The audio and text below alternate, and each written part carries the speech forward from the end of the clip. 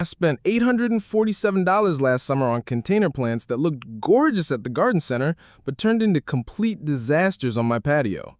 One flower literally destroyed 3 of my favorite containers, another attracted so many pests that I had to throw away everything and start over, and one easy plant is still spreading through my garden 2 years later, despite my best efforts to stop it. If you've ever brought home plants that looked perfect in the store but became nightmares in your containers, this video will save you hundreds of dollars and months of frustration. Hey garden lovers, welcome back to Daily Garden Fix. I'm your host, and after 15 years of container gardening, I've made every mistake possible so you don't have to. Today, I'm sharing my 10 biggest container plant regrets, and trust me, number 6 will shock you because it's probably sitting in your local garden center right now being marketed as perfect for beginners. Make sure to subscribe and hit that notification bell because I drop new container gardening tips every week. And stick around until the end because I'll tell you exactly what to plant instead of these disasters. Mistake number 1. Morning Glory, the container killer. The first plant I deeply regret is Morning Glory. Now, I know what you're thinking. They're beautiful, they climb naturally, perfect for container trellises, right? Wrong. Here's what happened to me. I planted 3 Morning Glory seeds in a 20-gallon container with a nice trellis system. Within 6 weeks, these vines didn't just climb my trellis, they completely took over my entire patio. I'm talking vines wrapping around my outdoor furniture, climbing up my house siding, and worst of all, growing into my other containers through their drainage holes. The real nightmare started when I tried to remove them at the end of the season. The vines had wound themselves so tightly around my tomato cages and other plants that I literally had to cut out my entire petunia display just to get the Morning Glory untangled. Those petunias cost me $45 to replace. But here's the kicker.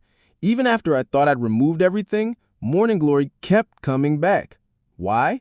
Because just one missed root fragment can regenerate an entire plant, and their seeds can stay viable in your potting soil for literally decades. My expensive lesson: never plant aggressive climbers in containers unless you want them to take over your entire outdoor space. Instead, try a sweet potato vine for that cascading look, or mandevilla for climbing flowers that actually stay contained. Mistake number 2. Coleus, the boring betrayal. Mistake number 2, Coleus. Now, before you start typing angry comments, hear me out. Coleus aren't bad plants, they're just completely wrong for containers if you want season-long beauty. I fell for the gorgeous foliage at the garden center.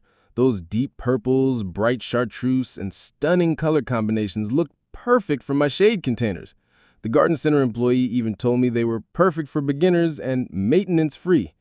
Here's what nobody told me. Coleus are grown specifically for their juvenile foliage. The moment they start to mature, usually by mid-July, they lose all that gorgeous color you paid for. The leaves become smaller, duller, and frankly, boring. But the real problem is the flowers. When Coleus bloom, which they will do despite your best efforts, the plant puts all its energy into flower production and stops making those beautiful leaves you actually wanted. I spent every weekend pinching off flower spikes, trying to keep the foliage attractive.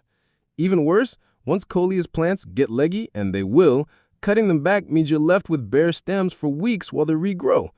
In containers where every plant needs to pull its weight visually, this just doesn't work.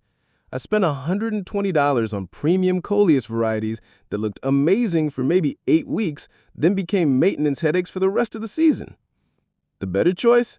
Caladiums for colorful shade foliage that actually gets more beautiful as the season progresses, or begonias for consistent color and flowering. Mistake number 3. Vinca, the water drama queen. Mistake number 3 almost made me quit container gardening entirely. Vinca, also called Madagascar periwinkle, is marketed as drought-tolerant and heat-loving, which sounds perfect for sunny containers, right? But here's what they don't tell you. Vinca is incredibly finicky about watering. Too little water and they wilt dramatically. Too much water and they develop root rot and die overnight. The problem is containers dry out unevenly. The top might be dry while the bottom is still soggy, or one side gets more sun than the other. Vinca cannot handle this inconsistency. I lost count of how many times I came home to find my Vincas either completely wilted or showing the telltale yellowing leaves of root rot. But the real heartbreak came from the diseases. Vinca are prone to a bacterial disease called aerial blight that spreads through water droplets.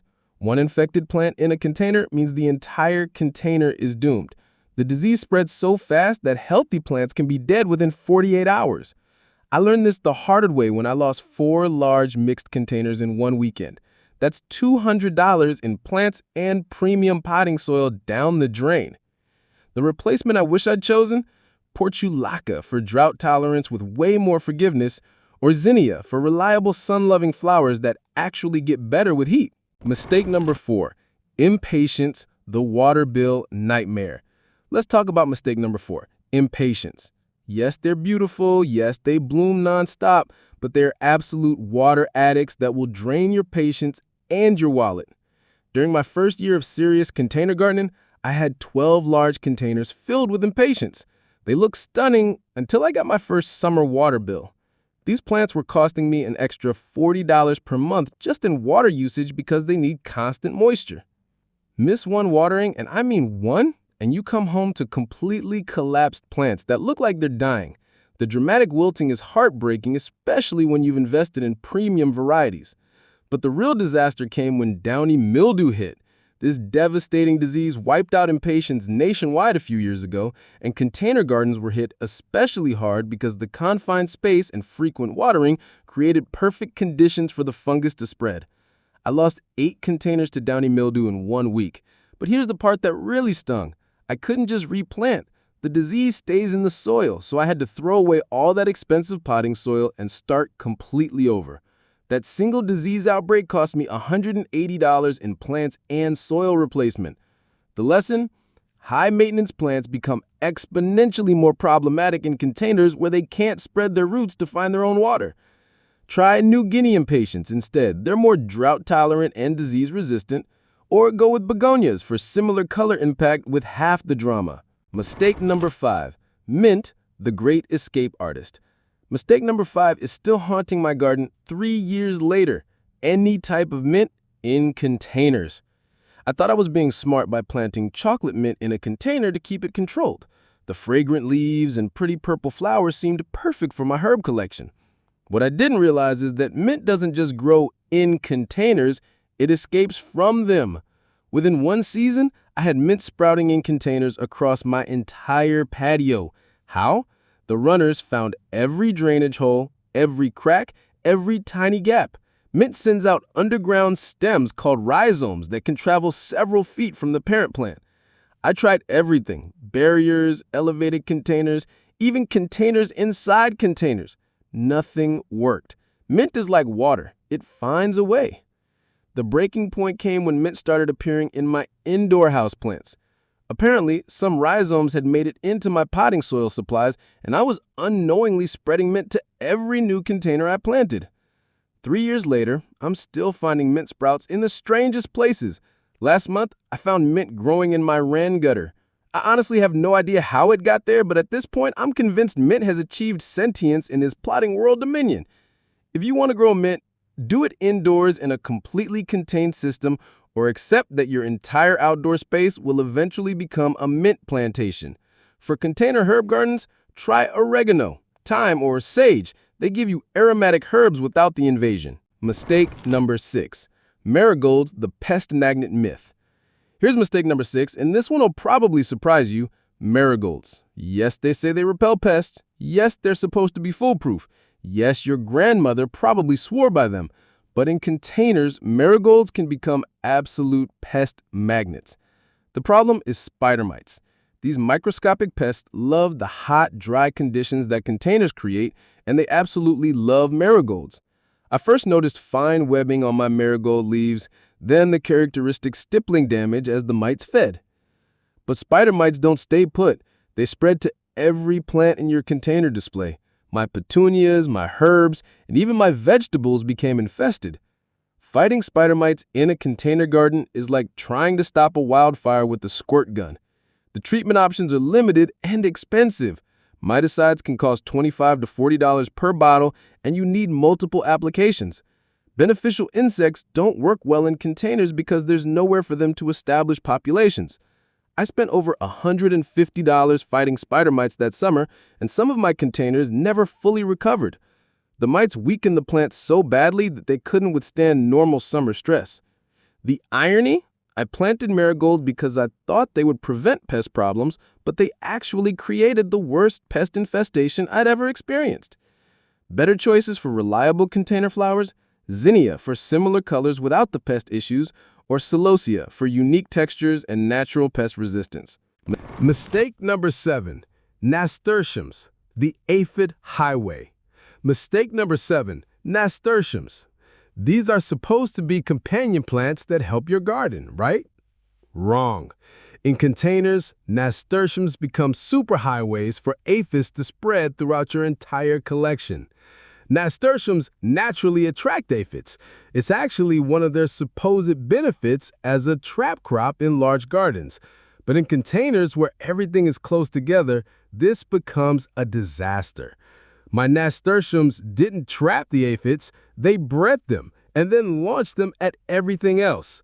Within 3 weeks of planting nasturtiums, I had aphid infestations on my peppers, my herbs, and my flowering containers. The aphids would establish colonies on the nasturtiums, then send out winged scouts to colonize new plants. I tried ladybugs, soap sprays, and handpicking, but the nasturtiums kept producing new aphids faster than I could control them. The constant infestations led to sooty mold, which made everything look dirty and unhealthy. The final straw came when I realized the aphids had attracted ants, which then started farming the aphids and protecting them from my beneficial insects. My containers had become a complex ecosystem of pests, and I was losing the battle. I ended up removing all the nasturtiums and replacing the soil in affected containers. Total cost? $95 for what started as a $3 packet of seeds. Lesson learned?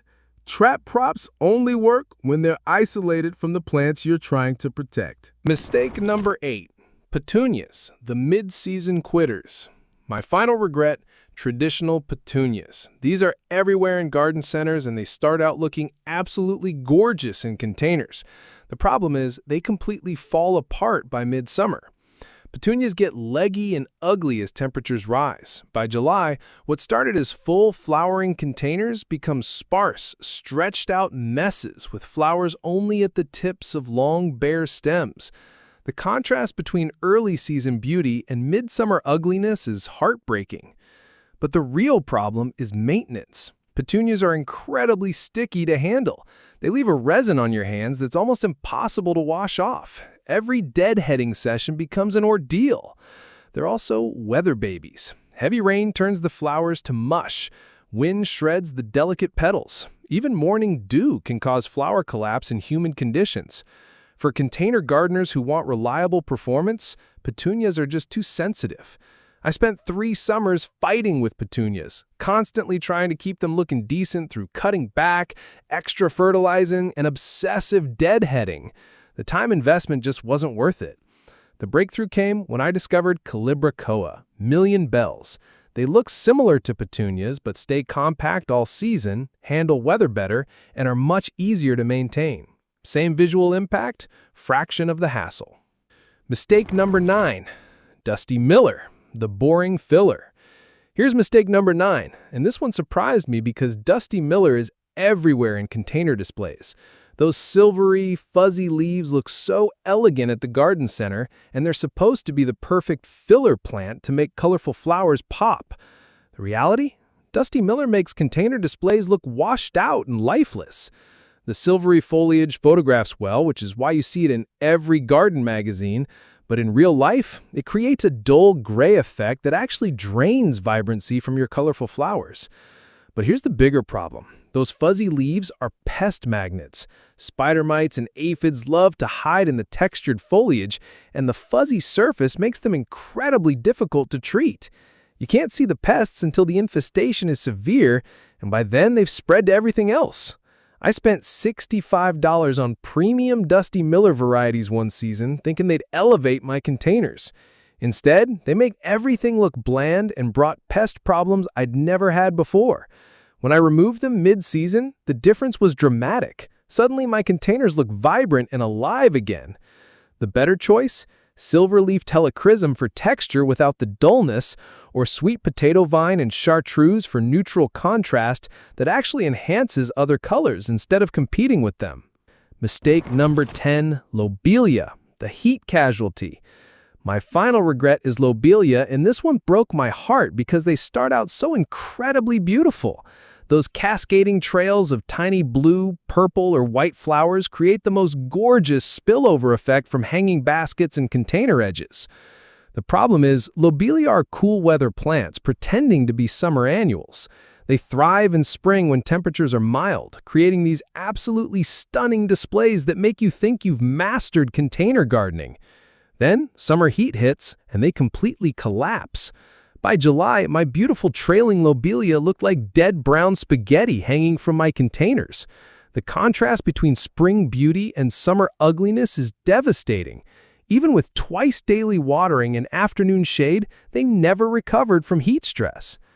Here's what makes this especially frustrating. Lobelia can't be cut back and regrown like some plants. Once they're heat-stressed and ugly, they're done for the season. I had to remove them and replant, which meant buying new plants at summer prices when selection is limited. I spent $85 one season on premium lobelia varieties, thinking expensive plants would perform better. They looked stunning for about 8 weeks, then required complete replacement for any summer color. That's over $1 per week for plants that eventually look terrible. The replacement that actually works? Bacopa for similar trailing effect with heat tolerance, or trailing verbena for cascading color that actually improves as temperatures rise. So what should you plant instead of these problem flowers? Here are my tested, reliable alternatives. Instead of morning glory, sweet potato vine for cascading foliage, or mandevilla for controlled climbing flowers.